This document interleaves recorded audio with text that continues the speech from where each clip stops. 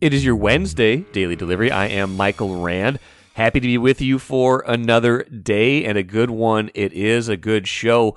Coming up, Rachel Blount from the Star Tribune will join me here in just a little bit to talk horse racing, to talk about, things that Canterbury Park is doing well when it comes to horse safety, a big topic of conversation nationally in horse racing right now, with a new national governing body oversight board, new rules, things like that in place to tackle this problem that's been going on. And more deaths, even just recently at Churchill Downs. It's been a real problem there. So Rachel and I will get into that. We'll get into the start of the season at Canterbury, and we will get into a little bit of a look ahead at her big story coming up in a little while on the 50th anniversary of Secretariat winning the Triple Crown. Get to the Twins and the Lynx, and an interesting factoid, tidbit, bit of speculation maybe about Gerson Rosas, the former Timberwolves boss who has been working with the Knicks for the last year. First, though, what did I miss? This is a big one. On Tuesday, we learned that Diamond Sports, which runs and owns all of the Bally Sports regional sports networks, they are not going to make a payment to the Padres, part of a large contract owed to the Padres. And of course, Diamond Sports in bankruptcy proceedings right now since March. They're skipping that payment, which means rights to broadcast the Padres are immediately reverting back to control by Major League Baseball, and Major League Baseball will in fact be showing the Padres game on Wednesday, today. That is an very interesting development for a number of reasons, most of which for you, because the Twins are involved in a potentially similar, although not completely the same situation as the Padres. So let me explain why this is such a big deal. And the first reason, of course, is that this is the first team for whom this has happened. There's been rumblings, rumors that this could happen to any number of Major League Baseball teams. Major League Baseball has been preparing for this since this past offseason, creating its own kind of media division in case it needed to take over games. And so now that this has happened, and Bally's and Diamond Sports are walking away from a really large contract with the Padres. This was supposed to run through, I believe, 2032. The overall deal was worth more than $1 billion, although it was very lengthy, a very long deal. Just the fact that this is the first one where it's happened, this is kind of the first domino to fall, that takes it from theory to practice. So it has actually happened now. Now, the other main reasons why this is interesting is now that it's happened, we have a framework for what this looks like. So based on the reporting in the Associated Press story that's on StarTribune.com and that I'm looking at, this is how the games will be shown, or how they will be available to fans. It says the games will be available over fans who have subscriptions to DirecTV, Cox, Spectrum, AT&T Universe, and Fubo. Major League Baseball, reading directly from the story, will also offer a direct-to-consumer streaming subscription for $19.99 a month or $74.99 for the rest of the season by registering at MLB TV. That's notable because in the past, you could not stream legally a baseball game in these markets. You could not stream them through MLB in the home market. So basically, you could get the MLB package, but all you could get was out-of-market games. So if you're a Twins fan living in, like Texas, you could stream the Twins, you could get that package, you could get the Twins games. But if you were a Twins fan living in Eden Prairie, Minneapolis, any number of places in the metro area, or whatever the coverage area is of the Twins and Bally Sports North, you could not stream those games. They would be blacked out. That is being lifted in this model. So for $20, you can pay for just access to the Padres in this case. So just kind of knowing how this looks in this particular case kind of gives you a window into how this could look for the Twins. Now, how soon that could happen for the Twins is another question, but the Twins are part of a hearing today in Houston, and Phil Miller, our Twins writer, will be there. He's been there covering the Twins Houston series, and that hearing is this morning, that bankruptcy hearing this morning in Houston. The Twins are there along with the Guardians, the Rangers, and Diamondbacks Basically, Bally and Diamond Sports are arguing that they can reduce the rights fee payments to those teams. The Major League Baseball and those teams are saying, hey, if you're not going to pay us in full, you need to revert those rights back to Major League Baseball. I don't know if we're going to get a ruling today, tomorrow. And in the Twins case, it's not quite as urgent because their rights with Bally Sports North expire at the end of this season anyway.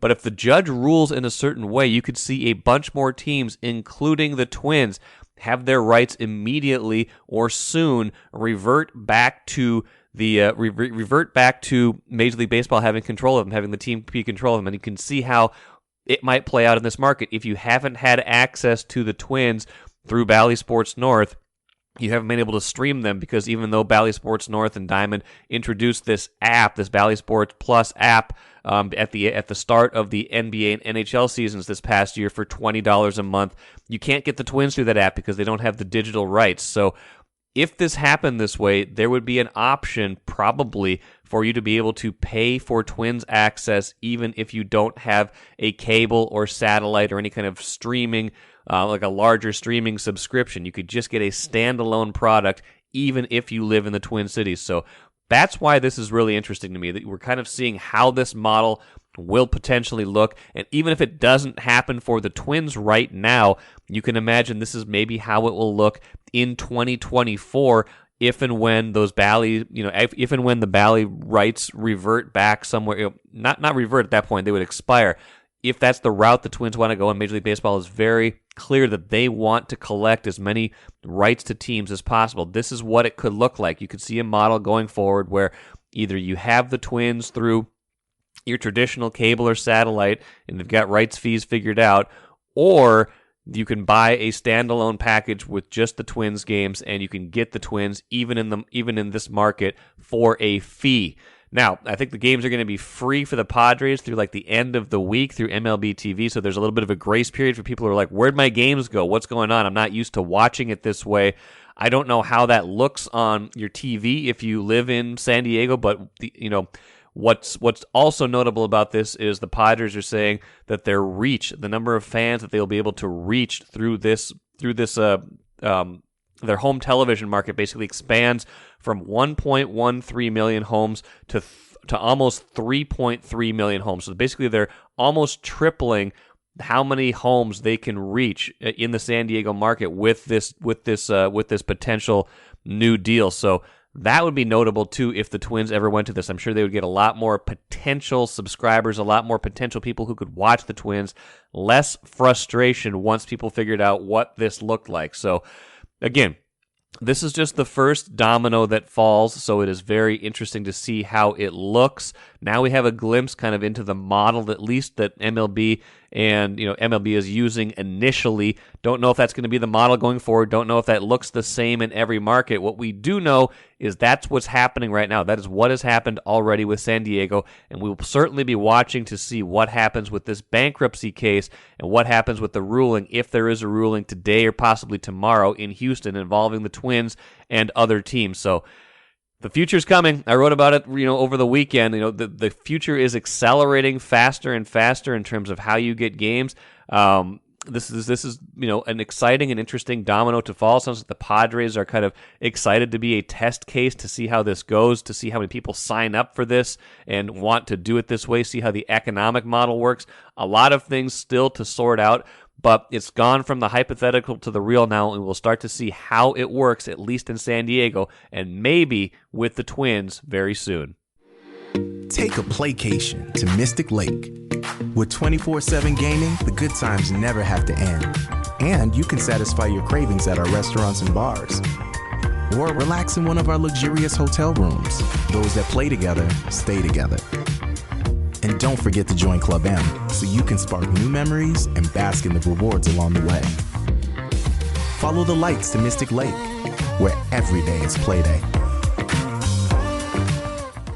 Happy to bring in Rachel Blount on today's podcast. Covers a lot of things for the Star Tribune. I think I've talked to you, Rachel, for 3, 4, 5 different subjects over the course of the last couple of years, whether it's Olympics. I think maybe we talked St. Thomas one time, just a lot of different things, obviously, that you do and do well at the Star Tribune. And one of the primary things is horse racing. And had a really interesting piece late last week on, this subject that's national of horse safety in horse racing and what Canterbury is doing, the track obviously out in Shakopee, what they're doing, and they had their opener on Saturday, kind of their approach to it, but also just kind of the kind of national oversight that is part of the process now. And like we were talking about before we started recording, another death at Churchill Downs over the weekend. Like this is a major issue that Canterbury is trying to tackle with some of what they're doing, but still a lot of things up in the air right now, at least nationally.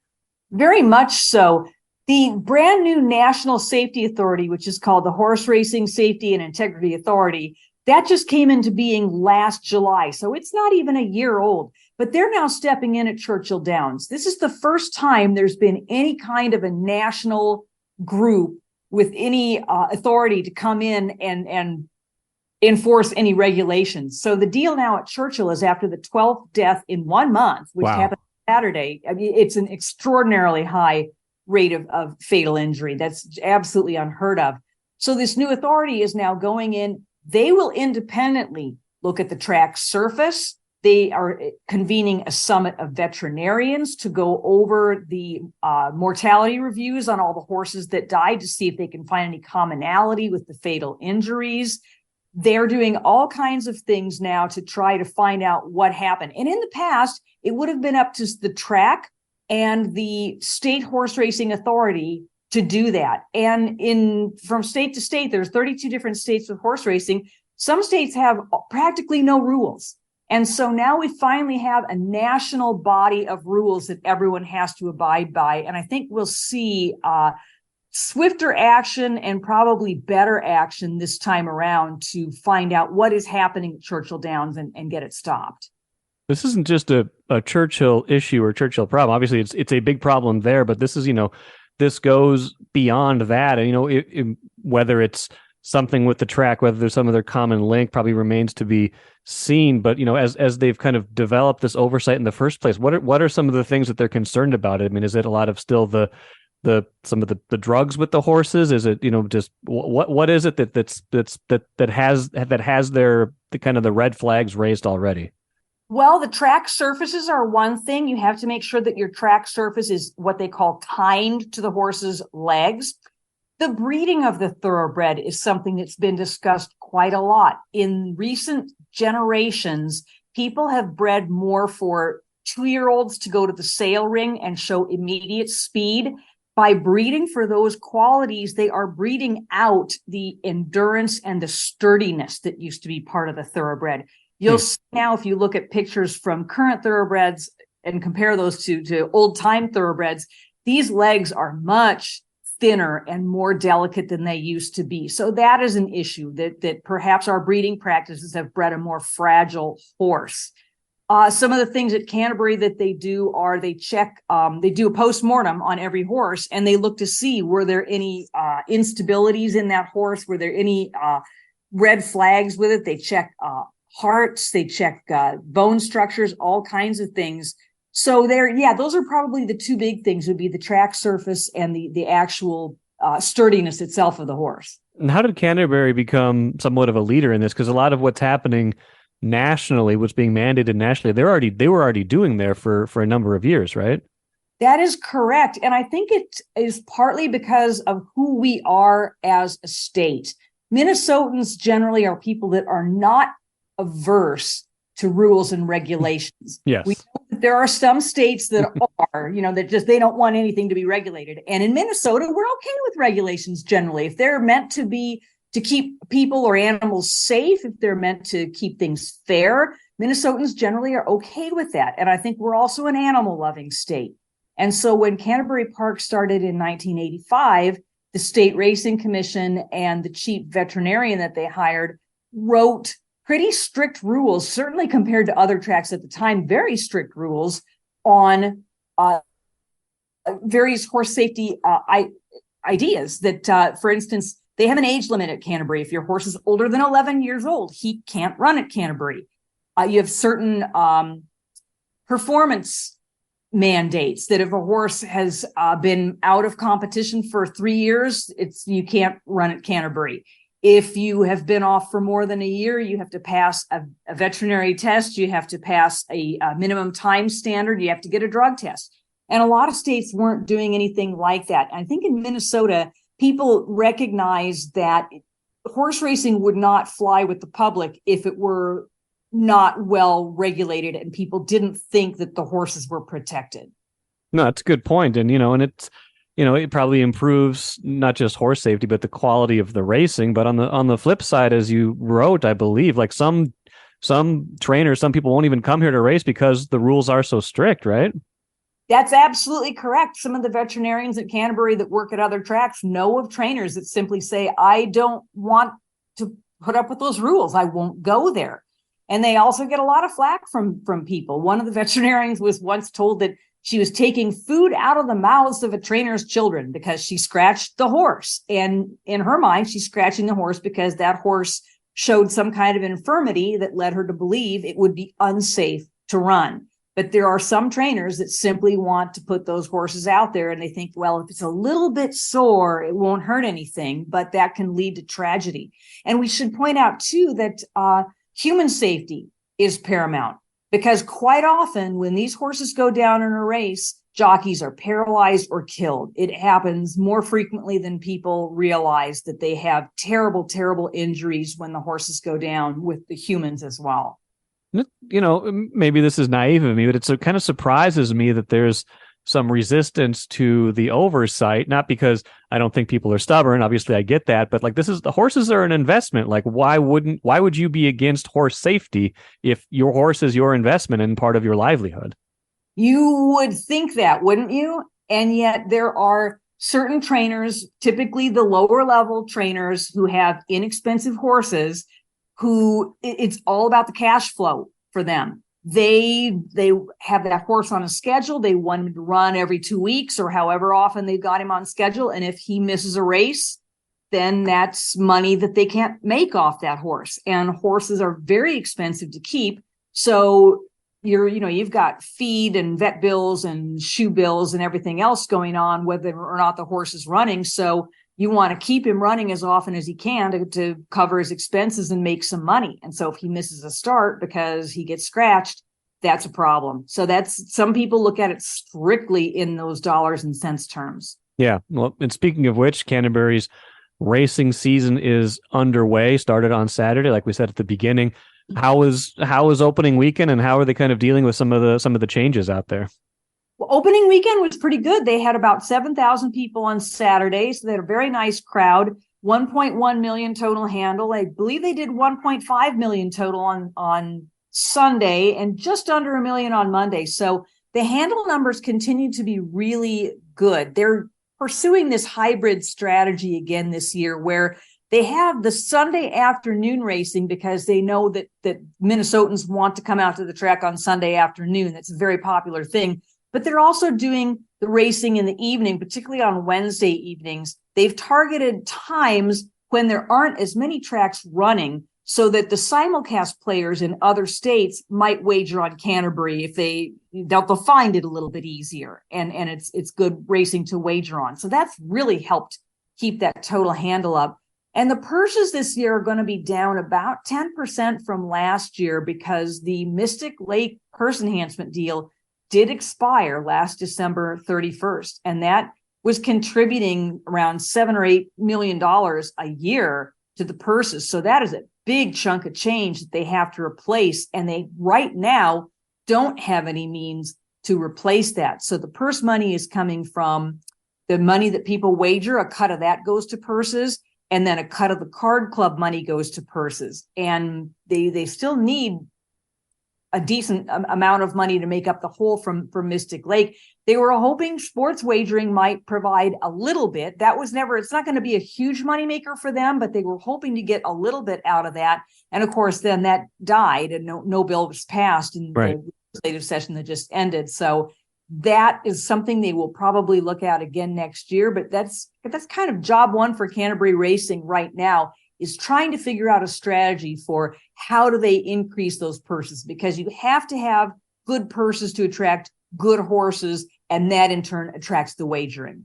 Is that kind of the cycle that's at the kind of the upshot of this, or is 10% maybe to some people it doesn't sound like a ton, but I imagine that it makes a pretty big difference when you're talking about, like you said, quality of, the quality of the racing and other things like that, and just the overall bottom line of the operation.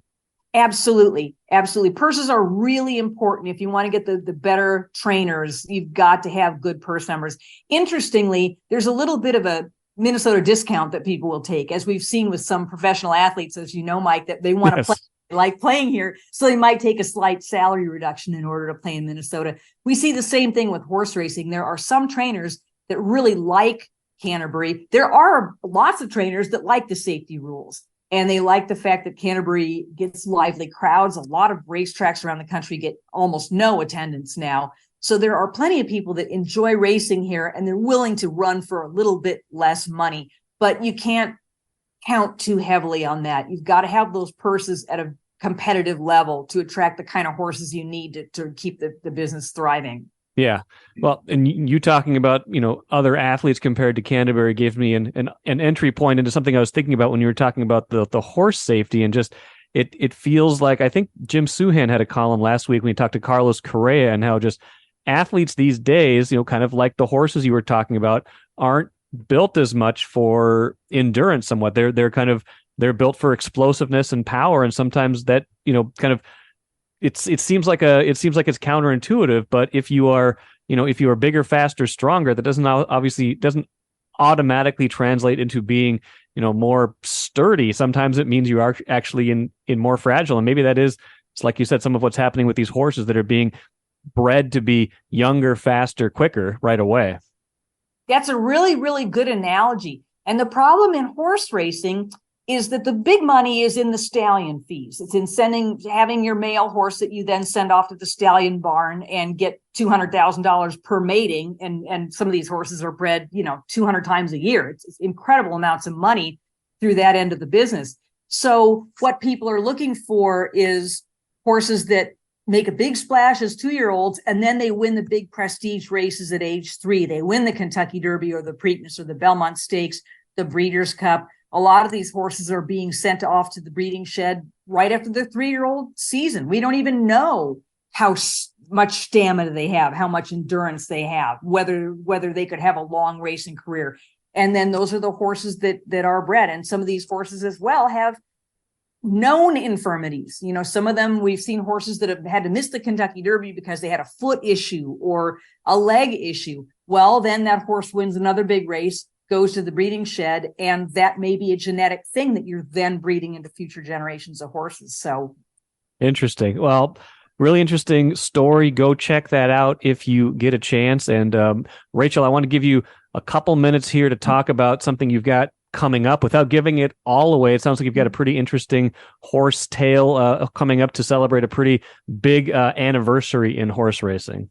Absolutely. The anniversary that we're talking about is the 50th anniversary of Secretariat's Triple Crown in 1973.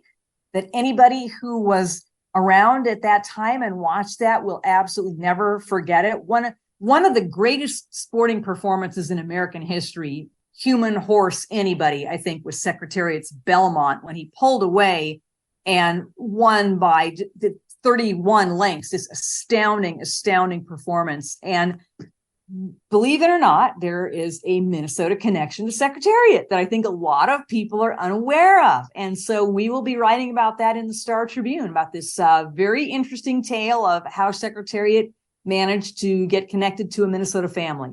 There's always a Minnesota angle to these stories, Rachel, not just horse racing, like anything. Someone comes here for the Super Bowl, and we discover like eight Minnesota angles. Like there's always a Minnesota angle somehow. I don't know how it happens. Maybe we're just looking for them, but it's very true, isn't it? The minute I heard about this story, I said, there you go. There is always a Minnesota angle. Always. Well, I look forward to reading that. That'll be in print and online in the coming days. Rachel, always enjoy catching up. Enjoy the rest of your day, and I'm sure we'll talk again soon. Thanks so much. Always enjoy catching up with Rachel Blount, and I encourage you to go read that story on Secretariat once it comes out. Should be a great one.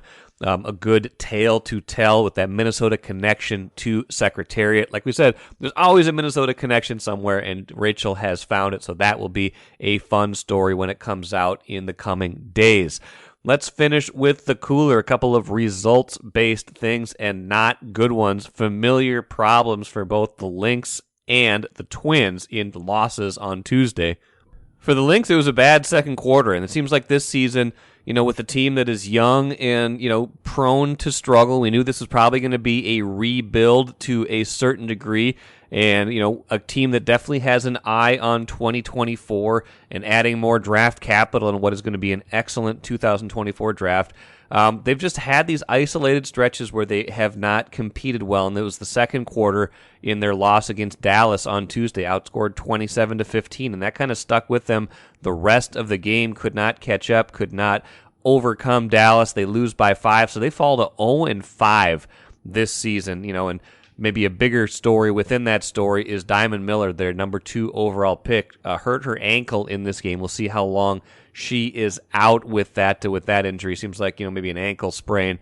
And, those take time. Those are not devastating or catastrophic injuries, but if it's a sprain, you could imagine, especially if it's a high ankle sprain, it could be, an injury that takes weeks and not just days to heal. So we'll see how that goes. But, again, a team that, when you're bad, you don't always just get blown out. These games are close, but you lose on the margins, and that's what the Lynx are doing right now. Now, the Twins, they're in this pattern right now where they're either feast or famine on offense. They're not, their offense has just been completely inconsistent. So look at the last 6 games. I want to look this up. The last 6 games for the Twins. Lost last night 5-1 to the Astros. They won the previous night 7-5. Lost the game before that to the Blue Jays 3-0. Won the game before that 9-7. Lost the game before that to the Blue Jays 3-1, and won the game before that against the Giants 7-1. So in the last 6 games, they've scored 9-7-7, 1-1-0. So basically, it's all or nothing. They're not getting a lot of 4s and 5s, games where they're going to be a little bit more competitive no matter what. They are either going to get everybody going and get, put up a bunch of crooked numbers, or they're going to get nothing going and give themselves basically no chance to win. Now, Joe Ryan had a rough outing against Houston in this game. Might not have mattered too much because he gave up all 5 of those runs, I think, in 4 innings. But this question of offensive consistency is plaguing them. I think Royce and I talked about it on Monday. You look at the overall numbers, and maybe they don't look quite as bad, but when you look at scoring 2 or fewer runs in like a third of their games, you're not giving yourself much of a chance in any of those games. I know the pitching has been great. They've won a few of those because the pitching has just been that good. But when you score that few number of runs, you are not giving yourself a chance to win. And that's what the Twins are doing right now in way too many games. Final thought, like I said at the beginning, Gerson Rosas with the Knicks. He's been an executive there for the past year.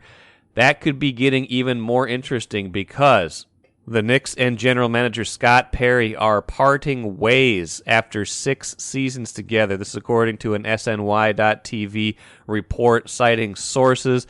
Perry's on an expiring contract, and he's not going to be coming back. What will that mean in New York? What does that mean for their off-season, which could involve a pursuit of Karl-Anthony Towns? I don't know. Could. That's a big question mark. The more I read about Towns, the more I'm convinced the Wolves are not going to move him, even though I think they should at least consider that. The interesting thing is you get to the bottom of the story, one of the very last paragraphs, and it sounds like Newsday was the first one to report this story, so credit to Newsday. Gerson Rosas, like I said, was added as an executive with the Knicks last season. He could get a promotion to general manager, according to this report. So watch for that. Former Timberwolves personnel boss Gerson Rosas fired right before the start of the season a few years back, kind of threw that whole situation into a bit of turmoil. But that could be an interesting development if he is put in charge of the Knicks, especially with his past connections to the Wolves. So watch for that. We'll see if that comes to pass. We'll see how that all plays out in New York. That will do it for me here today. Should have a fun show coming up on Thursday. Expecting to have Jeff Day from the Star Tribune on. Just wrote about franchise valuations in the Twin Cities market, how they've just skyrocketed in the past years and decades. Should be a fun conversation about that, so hope you will stick around for that. Until then, I'm Michael Rand, back at it again on Thursday.